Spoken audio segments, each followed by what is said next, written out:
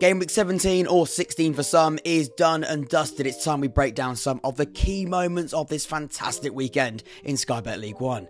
Let's go. As always, if you do find value from the content, please make sure you leave a like and subscribe. Over 100 likes would be fantastic. It helps grow the podcast and reach new audiences, and that's exactly what we intend to do. Let's begin with the first game, Bolton Wanderers against Blackpool. So it finishes Bolton 1, Blackpool 0, the XG 0.79 to 0.55, 5 wins from 5, 9 wins from 10 in all competitions, 4 clean sheets on the bounce. When touching on Bolton first, it was a battle and a real hard-fought result, but on reflection, I think thoroughly deserved. There was a test of character, physically and mentally, extremely demanding, but it's the home side that prevail in brave style.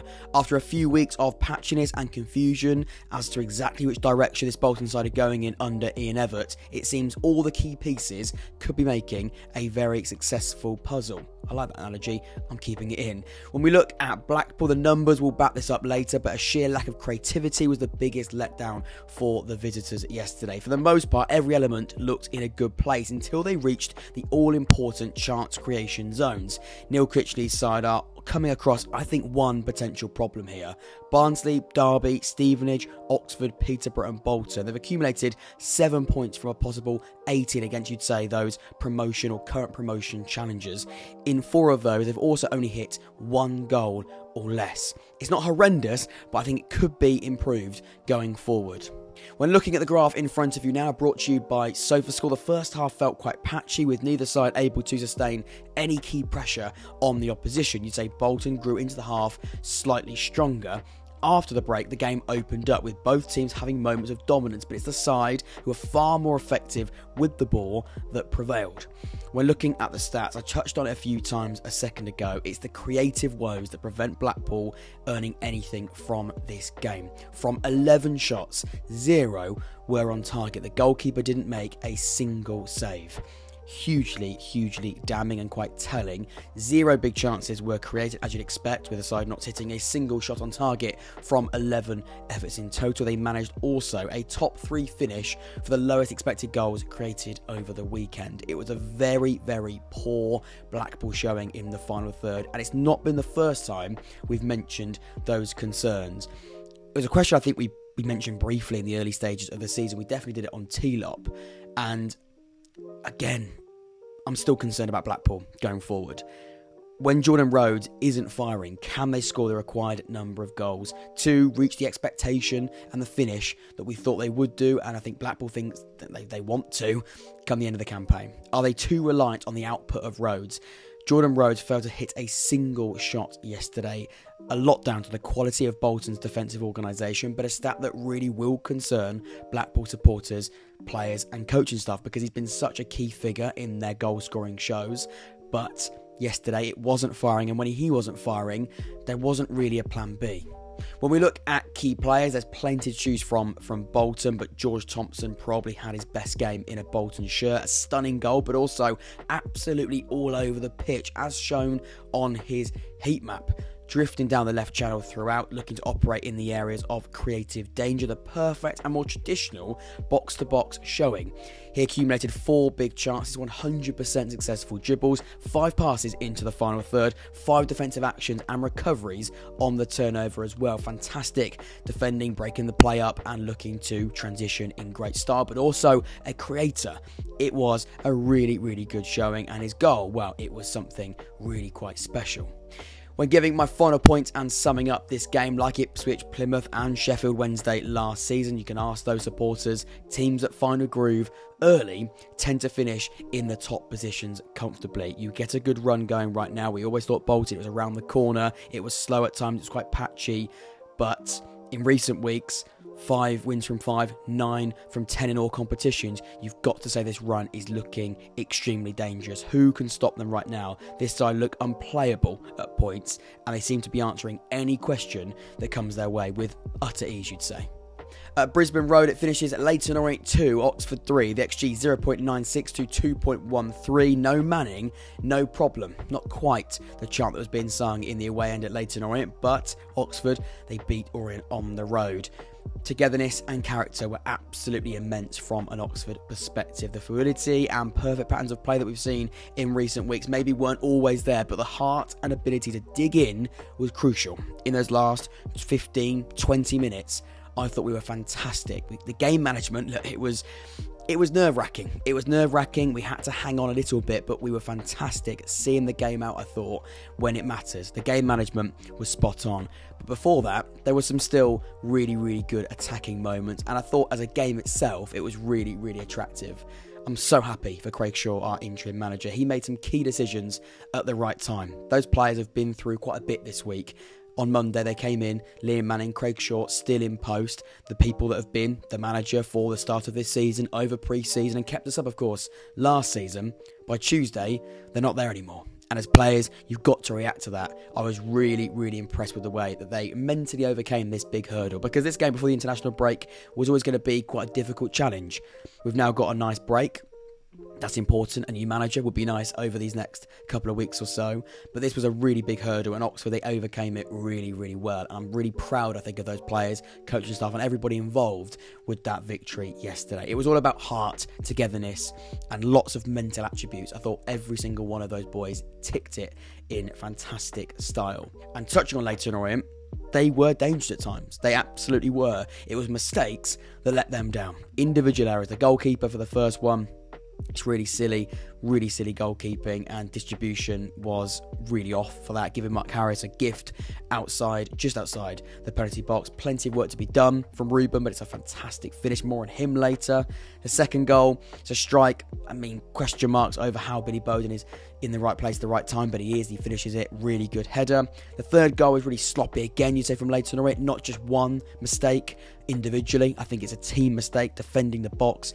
It wasn't very good. It wasn't very good whatsoever. It was scrappy, and it just falls to Ruben. Again, right place, right time, tucks it away, but you've got to defend your penalty box much better from a set piece, and Leyton Orient, they'll know that. Most of those goals are avoidable. You'd say probably all three. But they did cause problems. Flashes across goal in the first half. Great strike, that goal, the second goal from Leyton Orient. Direct moves in the second. Maybe not as intricate and as slow paced you'd like, more slow, short passing that maybe we've seen from Leyton Orient in the last couple of weeks. Less of that, I'd say slightly more direct and progressive. But they had their moments. They did have their moments. And I thought at times they did cause us real problems. They grew into the game, I thought, really well. When looking at average positions and the Oxford United average positions, the intention to pack and overload the midfield was clear from a tactical perspective. Greg Lee overloaded on the left flank, so Billy Bowden could operate a bit more centrally. Oxford almost operated in a very unusual 3-2-4-1 in possession, with Brannigan and McGuane that double pivot.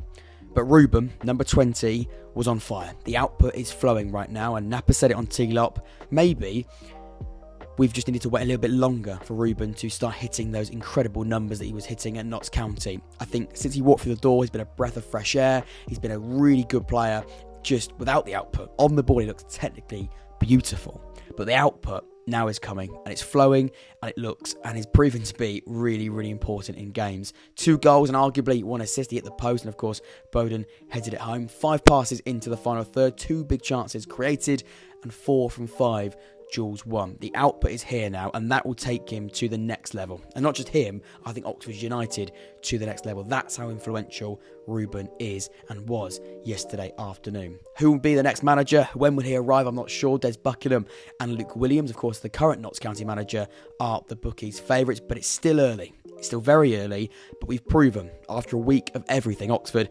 secured 3 points against tough opposition on the road, but the word mentality comes to mind. Very proud, very impressive, important 3 points. Only 1 point, of course, behind Pompey, who dropped points, and we'll come on to them right now. At Fratton Park, it finishes Portsmouth 2, Charlton 2, the XG 2.30 to 0.61. It was nicknamed 3 Point Park before. It was 1 Point Park yesterday for Charlton, as the points are shared with the league leaders. When touching on Portsmouth first, late goals have been the norm at Fratton Park so far this season, but not quite in that fashion. When breaking down Pompey's general play, they haven't been much better or that effective in possession so far this season. They were that good. It was the fine margins that cost them this performance. When you combine the multiple missed chances and individual errors, most Pompey fans will probably walk away thinking this is 2 points dropped. But on the other hand, it could also be a very vital and valuable point come the end of the campaign. For Charlton, the fantastic record at Fratton Park continues as Michael Appleton's side battle to a crucial point. Did they have to weather some dangerous Portsmouth storms? Absolutely. But they took their chances in clinical style and, again, this is really, really important, remained in the game. That's really, really crucial to say. They always remained in the game. They took chances at very key moments, but they fought back twice, equalised twice, and remained very much in this match. A crucial reason why the Addicts have once again another positive visit at Fratton Park. When looking at the graph in front of you now, the scoreline might suggest otherwise, but Pompey controlled large parts of this game. Even in the second half, in which Charlton scored both their equalisers, Portsmouth remained strong in their intentions to dictate every aspect of this game. The very little blue spike suggests both Charlton goals were carved out from little expected goals and certainly were avoidable from a Pompey perspective. When looking at the stats, 21 shots, 9 on target, 2 big chances and an XG of over 2 should be by far enough to win this game. Absolutely, that's the bottom line. 2 sloppy goalkeeping mistakes helped Charlton convert 2 goals from a total big chance count of 0. When looking at the shot map, really interesting. As expected, Pompey scattered the map with shots from various positions, highlighting again how only 2 goals were scored. I'm not quite sure myself. The area in which the shots were taken and converted are really interesting too. Both Charlton goals are scored at Will Norris's near post, with all their efforts inside the box coming from the right-hand side. Maybe a potential issue for Pompey to look at, but definitely the mistake, I'd say, on 2 occasions from Will Norris. Can we also speak about Portsmouth and set plays? It's not been spoken about enough. This season, they have been immense. In this game alone, Pompey managed 10 corners and 14 free kicks. They currently rank first for set play shots with 84, first for set play expected goals with 8.82, and joint second for set play goals with 9, only behind leaders Wycombe and Stevenage. The strike from Kamara will and should be spoken about the most, but it all comes from another corner kick. Really interesting, and I think not being touched on a lot by Pompey and external supporters. When looking at key players, I thought even though he gave away the penalty, Maynard Brewer in goal for Charlton was immense and kept the Addicts in this game at points. He managed 7 saves from 9 shots on target, 1 being the penalty, of course, he gave away himself. Bar that 1 mistake, he played, I think, a crucial role in this result. When summing up and giving my final points on this game for Pompey, it's probably not the late goal that hurts most on reflection, but the news post-match that Regan Paul will be out for the remainder of the season with an ACL injury. Massive news, heartbreaking news for the player and Portsmouth Football Club, because he has been so good, arguably their best player so far this season. To lose him at this point in the campaign is a massive, massive blow. A key cog in the way that Pompey operate from the back.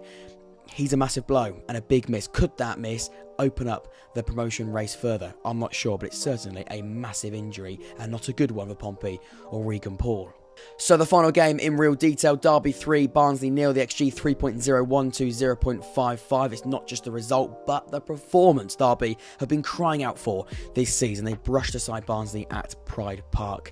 When touching on Derby first, bearing in mind the quality of the opposition away from home, this is Derby's best performance of the season by some way, in my opinion. I've looked on social media. I think Derby fans, for the most part, are with me on that. I think Derby, they performed yesterday their best performance, especially when you're looking at Barnsley and their away record so far this campaign. It's been exceptional, and Derby, they looked exceptional. They were comfortable in that result.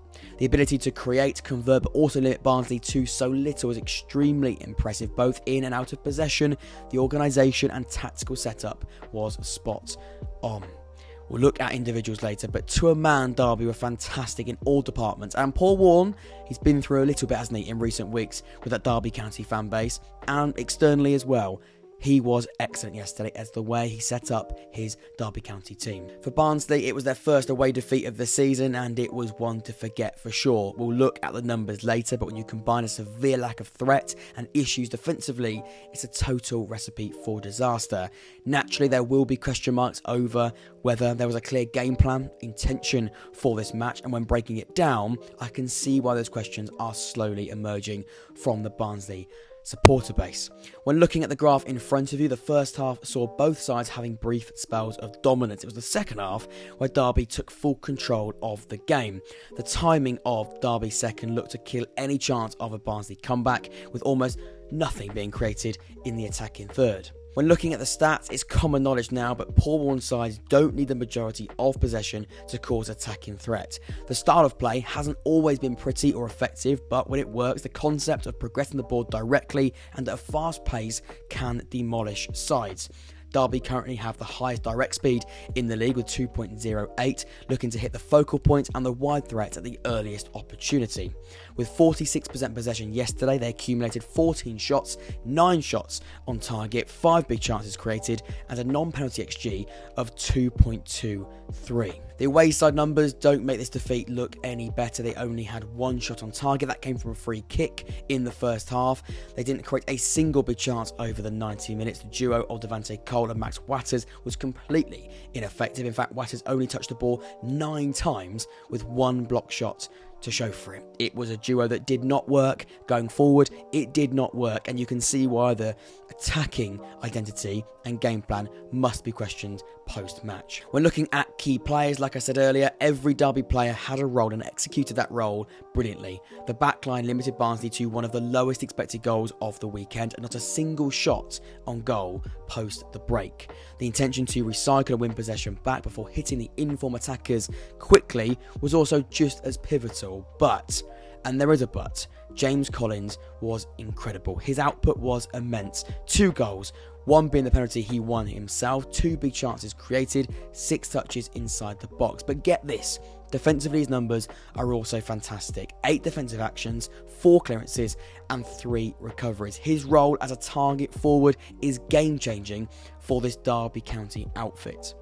When summing up and giving my final points on this game, the phrase papering over the cracks has been mentioned at Derby County in recent weeks and really since the season kicked off, but yesterday things looked fantastically different. So around the grounds we go on Derby Day. Peterborough 5, Cambridge 0, Bolton 1, Blackpool 0, Carlisle 0, Bristol Rovers 1, Cheltenham 1, Wigan 1, Derby 3, Barnsley 0, Fleetwood 3, Exeter 0. Exeter could be in real trouble, so could their manager as well. Leyton Orient 2, Oxford 3, Lincoln 1, Port Vale 1, Northampton 2, Burton 0, Pompey 2, Charlton 2, Shrewsbury 3, Reading 2. No words to describe Reading at the moment. 2 goals up in that game. Capitulation once again. And that is just about everything. If you did enjoy the content, please make sure you subscribe and leave a like. And I will see you very, very soon. Have a good rest of your weekend. Take care. See you in a bit.